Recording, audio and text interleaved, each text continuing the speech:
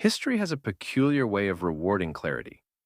Since time immemorial, wars have not merely been contests of military might, but declarations of intent, tests of sovereignty, vision, and resilience. And, like a ledger balancing the costs of hubris, wars have traditionally ended with tangible consequences, often measured in land. With the Gaza War and the threat of Hezbollah in Lebanon, Israel faces a moment where its historical clarity of purpose can be wielded as its most potent weapon. The only way to decisively end this war is to turn the chaos of conflict into a reordering of geography, a redefinition of borders that signals to aggressors that territorial adventurism comes with irrevocable costs.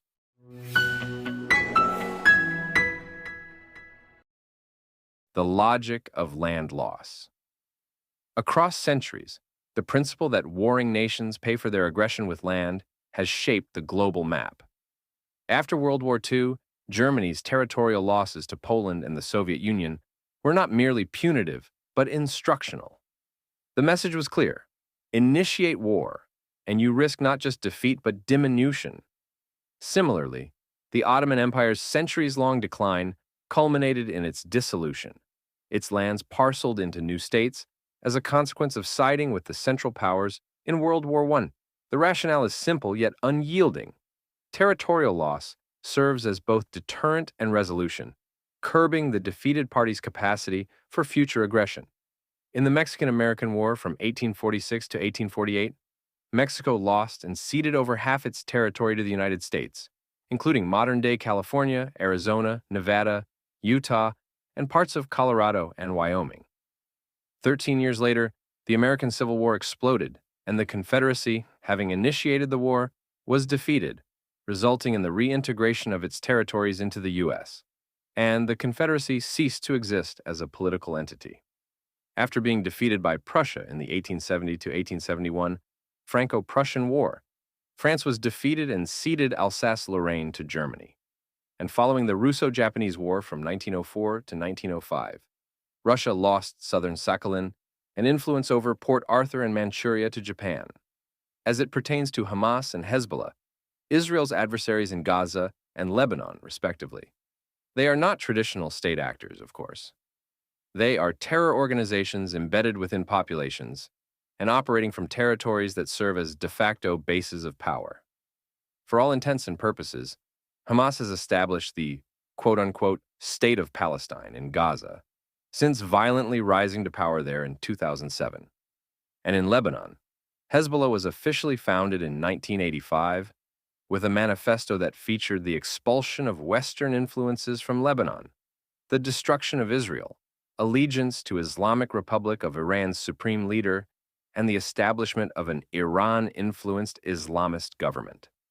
Since 1990, Hezbollah has officially participated in Lebanese politics, in a process which is described as the Lebanonization of Hezbollah, and it later formed political alliances.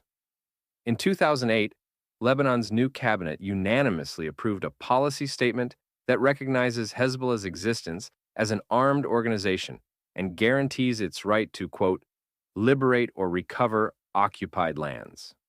As such, Hezbollah has evolved into a significant political force in Lebanon, participating in elections and establishing social services, while also bolstering its military capabilities, the same blueprint that Hamas has followed in Gaza.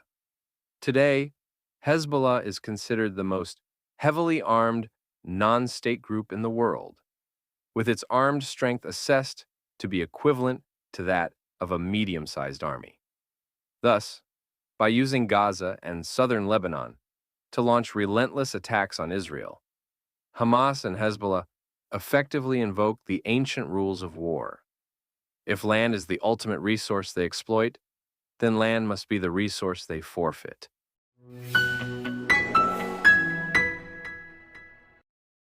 The Israeli predicament. Israel has long resisted the temptation of territorial conquest, not out of weakness, but from a belief in coexistence, an enduring hope that neighbors might someday choose peace over annihilation. The withdrawal from Gaza in 2005 was a high-stakes gamble on that hope. Israel dismantled settlements, uprooted its citizens, and handed over control of a fertile, resource-rich region. In return, it received not reconciliation but rockets, terror tunnels, and an enemy emboldened by the illusion of victory. The North tells a similar story.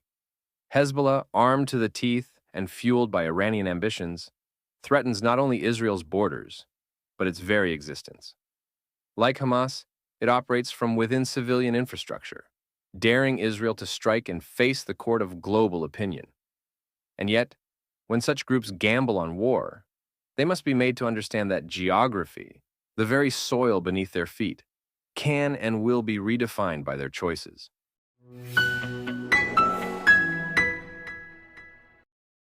A necessary recalibration. By seizing and holding land, Israel could achieve three critical objectives. Number one, strategic depth.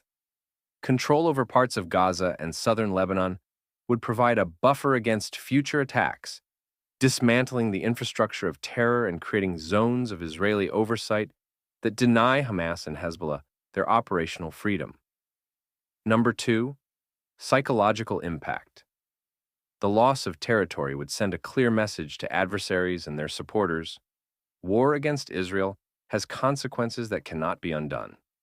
This would not only deter future aggression, but also recalibrate the calculations of those who fund and arm such groups, e.g., Iran, Qatar. And number three, negotiating power.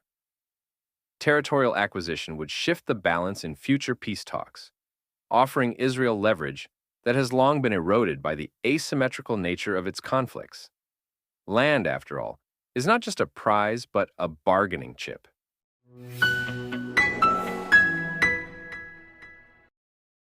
The witty paradox. The world often accuses Israel of quote-unquote excessive force, a term as oxymoronic as it is hypocritical. Excessive compared to whom? The proportionality police, who would have preferred 100 Israeli civilians dead for every 100 terrorists neutralized, offer no solutions, only moral gymnastics. But here's the twist. By reclaiming land, Israel could arguably reduce the necessity of future wars. It's ironic, isn't it? A small nation, perennially accused of overreaction, could offer the ultimate lesson in restraint by ending cycles of violence through decisive action.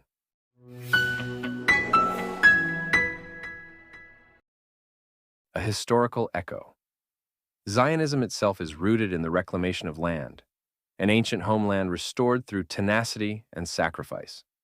The war against Hamas and Hezbollah is, in many ways, a continuation of that legacy. A struggle not merely for survival, but for the right to define Israel's destiny on its own terms.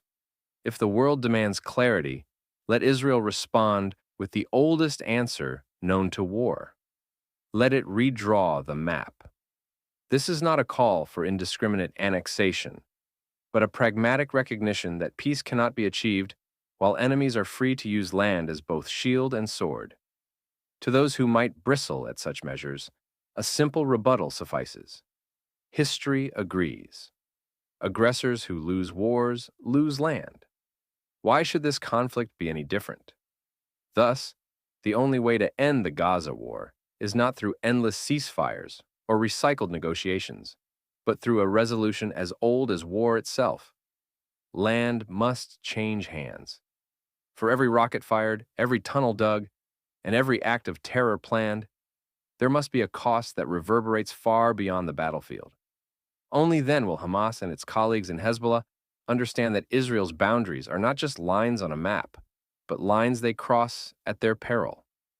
And when the dust settles, those lines will tell a new story, one of clarity, consequence, and enduring strength.